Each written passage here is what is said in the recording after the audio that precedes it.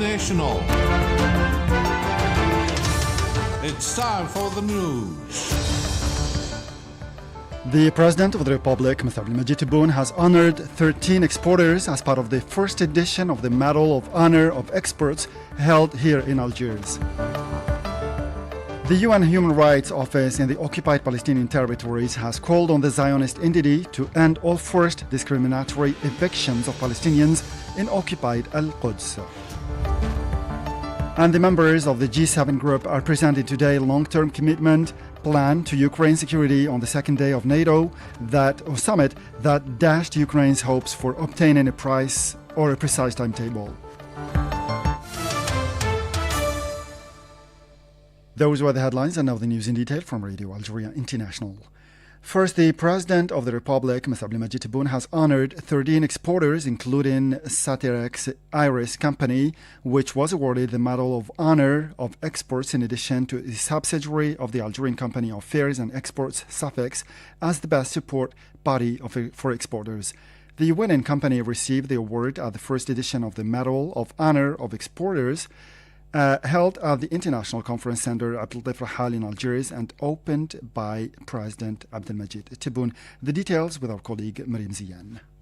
Themed Commitment, Achievements and Prospects, this year's event aims to reward the best exporters of the last 3 years and to publicize Algeria's new policy to encourage non-hydrocarbon exports. The Iris Company, which is specialized in the production of electronic products, household appliances and tires, exported $45 million to 28 countries during the reference period. The company, which employs 3,455 workers, aims to achieve an export worth $146 million by 2029. 11 medals of honor were awarded to 13 exporters in 11 categories. Another medal of honor was awarded to Tasdir, a subsidiary of SAFEX, for the best institution supporting exporters during the reference period. In addition to the Medal of Honor of Export, 3 companies, namely Mediterranean Float, Glass MFG, Fadeco, and Somifos, were awarded the prize for the best exporter of industrial products. The prize for best exporter of pharmaceutical products went to IMC, while Boubelenza Agroalimentaire Company received the prize for best exporter of agricultural products. The Biodat Algérie Company won the prize for Best Exporter of Dates, Chiared Company for Best Olive Oil Exporter, and Yassir Startup for the Best Exporter of Services. The best prize for the Best Exporter to Africa category went to Sodismac, a building materials distribution company belonging to JICA Group. Amir Ben Mahdi, chairman of the board of directors of Condor Electronique, won the prize for Best Young Exporter, while the manager of Expo Cuir was awarded the Amir Ben Mahdi, chairman of the board of directors of Condor Electronics, won the prize for the Best Young Exporter, while the manager of Expo Cuir was awarded the prize for Best Female Exporter. The prize for Best Foreign or Mixed Exporting Company operating in Algeria went to El Swadi Cables, Algeria.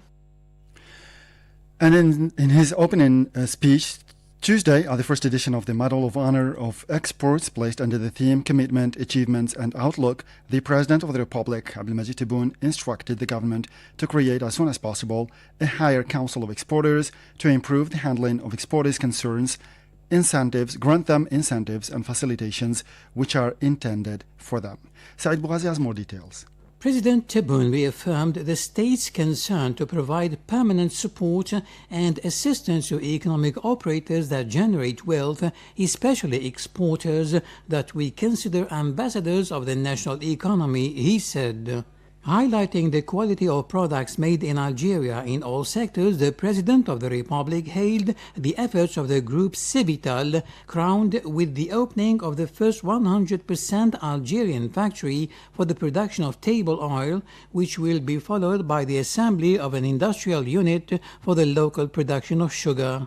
Referring to the development of exports of building materials, particularly cement, the President of the Republic indicated that the national production amounted to 40 million tons and could cover 100% of the demand of several countries. In another context, he called on the Minister of Trade to speed up the process of opening free zones in many provinces bordering Mauritania, Mali and Niger. These countries share with Algeria since 1962 traditions of free trade in agricultural products, recalled President Tebboune, underlining that the measures taken earlier to open shipping lines with Mauritania and Senegal to support continental trade as well as national exports, announcing the planned opening of national banks in a number of African capitals. President Tebboune also announced the opening of new air routes to the main African capitals, stressing the importance of directly linking Algeria and the African continent so that Algeria does not turn its back on Africa. حتى نسهل الدخول تاعنا لإفريقيا لأن احنا أفارقة قبل كل شيء والقارة تاعنا يعني في المتناول تاع اقتصادنا نفتح إن شاء الله خطوط جوية مع كل العواصم الهامة الإفريقية لأن من العيب والعار أن جزائري باش يمشي لدكار يمر على باريس ولا يمر على لازم اتصال مباشر. العاصمة الإفريقية هي أديس أبيبا ما عندناش خط ليه ما عندناش خط الكوت ديفوار ما عندناش خط جوي مع دكار الى اخره. امور هذه كل نغيرها ان شاء الله بدات تتغير ونكمل معها في سنه 2024 ان شاء الله حتى تصبح الجزائر حقيقه افريقيا ما تدورش ظهرها افريقيا. In this connection, the President of the Republic expressed surprise at the absence of direct flights between Algeria and the African capitals Addis Ababa and Dakar. And the presidents of employers' organizations have said in a statement to the APS that the creation of the Higher Council of Exporters will be a great contribution to the Algerian economy and will further encourage companies to run or to turn into exports. In this respect, the president of the Council for Algerian Economic Renewal, Kamal Moula, indicated that the creation of the Higher Council of Exporters announced by the President of the Republic on the occasion of the first edition of the Medal of Honor of the Export will place exports in a good position. For her part, the President of the General Confederation of Algerian Enterprises, Saïda Naghza, welcomed the decision of the President of the Republic to create the Higher Council of Exporters, an excellent initiative to encourage exporters and motivate producers to turn to exports. The president of the National Association of Algerian Exporters, Tariq Boulmerqa, affirmed for his part that the creation of the Higher Council of Exporters is an excellent indicator for exporters and should encourage operators to focus on exports. The Minister of Foreign Affairs and the National Community Abroad, Ahmed Attaf, has received a letter from his American counterpart, Secretary of State Antony Blinken, inviting him to make a working visit to Washington as soon as possible, in accordance with the respective commitments of the two parties, according to a ministry press release. This visit will provide an opportunity, on the one hand, to hold the sixth session of the Algerian-American Strategic Dialogue, and on the other, and more generally, to assess the state of multidimensional cooperation between Algeria and the United States of America. In this respect, particular attention will be paid to regional security, the fight against terrorism, the constantly developing economic partnership, and the fields of culture and education, which are playing an increasingly important role in relations between the two countries, according to the same press release. The proceedings of the 9th session of the Joint Algerian-Jordanian Commission culminated Tuesday in Amman in the signing of several conventions, memoranda of understanding, and executive programs in areas such as industry, trade, transport, higher education, and tourism, according to a press release from the Ministry of Industry and Pharmaceutical Production. The proceedings were co-chaired by the Minister of Industry and Pharmaceutical Production, Ali Aoun, and the Jordanian Minister of Industry, Trade and Supply, and Minister of Labor, Youssef Al-Shamali. The details with Mariam Zianigan. Speaking at the opening of this session of the Joint Algerian-Jordanian Commission on Monday, the Minister of Industry and Pharmaceutical Production, Ali Aoun, underlined the determination of the two countries to raise their relations of fraternity and cooperation to the level of the strategic partnership at the service of their common interests and their aspirations to greater progress and prosperity. The minister recalled in this respect that Algeria had worked for the creation of a safe and stable business climate to gain the trust of economic operators through the opening of several projects aimed at the overhaul of the legal and regulatory system governing the national economy. On Tuesday, the second day of his visit to Jordan, the Minister of Industry and Pharmaceutical Production, Ali Aoun, met in the Jordanian capital Amman with members of the Jordanian and Amman Chambers of Industry, led by the president of both chambers, Engineer Fathi El Jarbir, said a ministry release. Discussions focused on strengthening the prospects for cooperation between the two countries and ways of expanding and diversification, said the same source, underlining that the members of both chambers expressed satisfaction at the economic potential and the investment climate in Algeria, which has recently seen a qualitative leap thanks to the new investment law. Ali Aoun welcomed the Jordanian investors, saying that the choice of Algeria as an investment destination is a judicious choice that deserves all our encouragement, concluded the same source. And to the Western Sahara file now, MPs from different current countries joined an action held on Tuesday in Strasbourg, seat of the European Parliament, to denounce the looting of the natural resources of Western Sahara and the inclusion of the occupied Sahrawi territories in signing illegal agreements between the European Union and Morocco, according to media reports. Saïd Bougazi has more details. 1 week before the expiry of the current fishing agreement between the 27 and Morocco illegally extended to Western Sahara, and pending the final decision of the Court of Justice of the EU on the document scheduled for the end of this year, the members of the European Intergroup of Support for Western Sahara and MEPs reaffirmed their commitment to international legality as well as their support for the historical demands of the Sahrawi people for the defense of their political, social, and economic rights. The protesters held up placards on which were written messages: "Western Sahara is not for sale," and "Stop the plunder, stop the looting." After a tough legal battle waged by the Polisario Front, only legitimate representative of the Sahrawi people, to put an end to the EU-Morocco agreements illegally including Western Sahara, the European Court of Justice reached an unequivocal conclusion: these agreements, including the fisheries agreements, cannot apply to Western Sahara. From Valladolid, where the first council of the Spanish presidency of the EU is being held, the European Commissioner for the Environment, Oceans and Fisheries, Virginius Sinkevicius, publicly expressed his pessimism to see the said agreements being renewed under the initial conditions. 1 week before the expiry of the fishing agreements on July 17th, the EU member states are faced with two possible choices depending on the options presented by the Polisario Front: continue to support the act of piracy of Morocco or choose the path of legality offered by the sole and legitimate representative of the Sahrawi people. And still with the Western Sahara file, the Speaker of the Basque Parliament, Bartasco Tajeria, has reaffirmed her position in favor of the Sahrawi cause, providing all her humanitarian and political support for the just struggle of the Sahrawi people.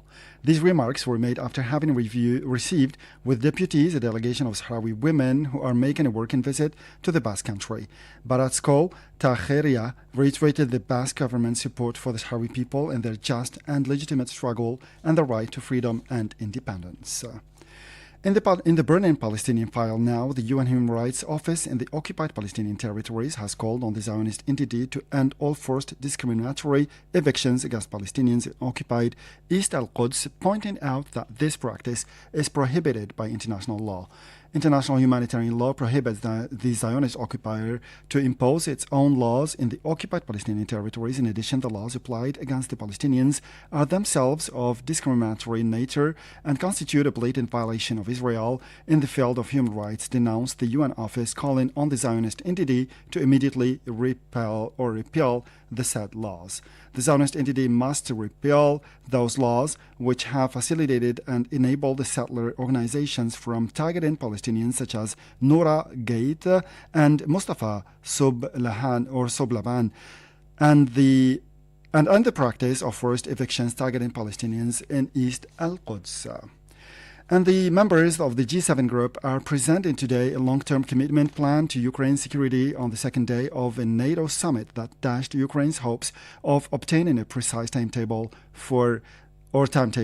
The Ukrainian head of state is due to hold one-to-one talks with several leaders, including US President Joe Biden, who advocates a model similar to the one signed with Israel, under which Washington has pledged substantial military aid over the long term. The aim is to show support for Kiev in its fight against Russia and counter future aggressions. North Korea has fired a long-range missile the Seoul Army announced on Wednesday, a few days after Pyongyang threatened to shoot down U.S. spy planes that violated its airspace. The South Korean military detected what it presumed to be a long-range missile fired from the Pyongyang area in the direction of the East Sea, said the South Korean Joint Chiefs of Staff, using the Korean name for the Sea of Japan. The ballistic missile was fired on an upward trajectory and traveled 1,000 kilometers before falling back into the East Sea, according to the same source. And the U.S. President's Special Envoy for Climate Change, John Kerry, will visit China from 16 to 19 July. The Chinese Ministry of Ecology and Environment announced that the two parties will exchange views on cooperation to address climate change. This will mark the third visit of a senior U.S. official in recent weeks to China after Secretary of State Antony Blinken and U.S. Treasury Secretary Janet Yellen. And with this, we come to the end of this news bulletin for today. Time now for our weekly programs, starting with my colleague Jamal Salmani with a special program on the Kasbah, and this will be followed by another program by my colleague Aziz Agassi on culture. And as far as I'm concerned, I'll meet you again tomorrow for a fresh edition of our news bulletin. Thank you.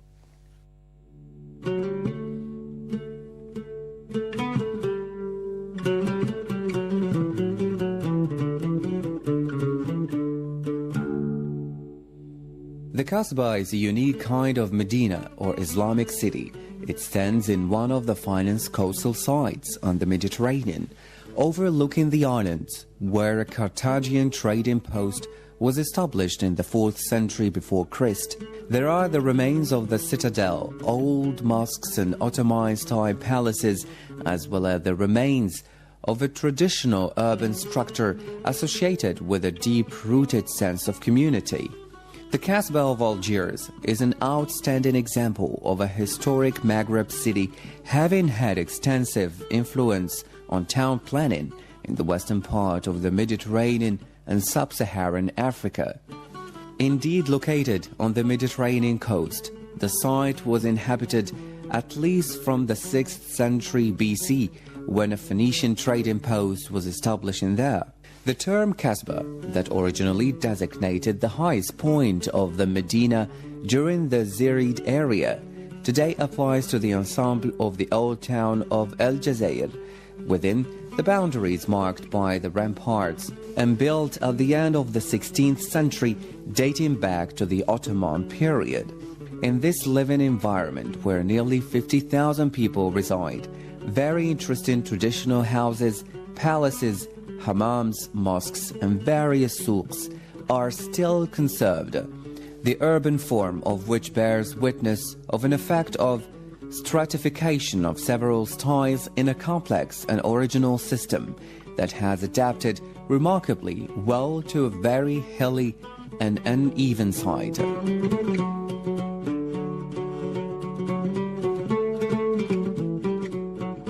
The Kasbah of Algiers has exercised considerable influence on architecture and town planning in North Africa, Andalusia, and in sub-Saharan Africa during the 16th and 17th century. These exchanges are illustrated in the specific character of its houses and the density of its urban stratification, a model of human settlement where the ancestral lifestyle and Muslim customs have blended with other types of traditions. The Kasbah of Algiers is an outstanding example of a traditional human settlement representing a profoundly Mediterranean Muslim culture, synthesis of numerous traditions.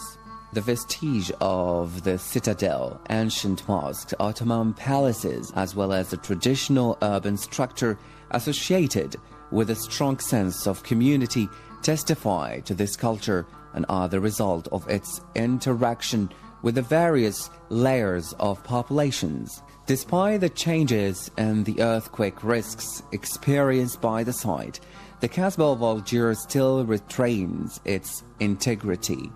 On the whole, the aesthetic character, material used, and the architectural elements retain their original aspect that expresses the values for which the site was inscribed on the World Heritage List in 1992. The continuing residential function has strengthened the viability of the site as well as the integrity of its image. Restoration work of the built heritage of the Kasbah, undertaken in the framework of the Safeguarding and Valorization Plan, is in conformity with the local and national standards and contributes towards maintaining the integrity of the site. Nevertheless, there are threats to the integrity linked to densification and uncontrolled interventions. Other risks originate from earthquakes and fire, as well as landslides and floods.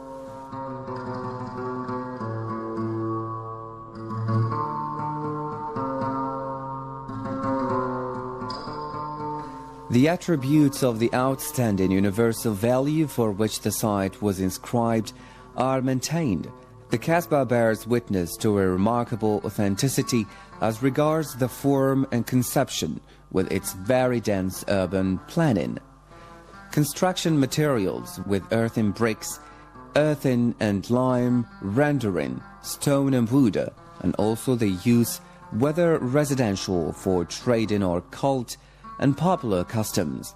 The survival of traditional architectural skills, notably in the building trades and architectural decoration, is a major advantage in support of the outstanding universal value. The Kasbah of Algiers was listed as a National Historic Site in November 1991 and safeguarded sector in 2003. The state party considers, however, that it is necessary to revise the legal and administrative provisions relating to the property to improve its protection and enhancement.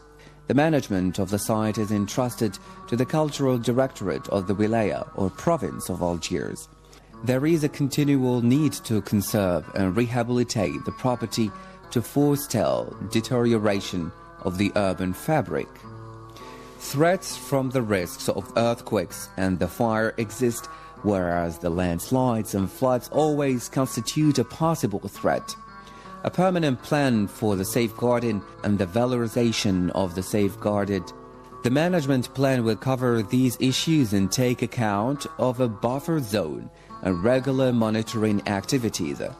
To reinforce this action, a regulatory text is being adopted, that of the agencies for the safeguarded sectors.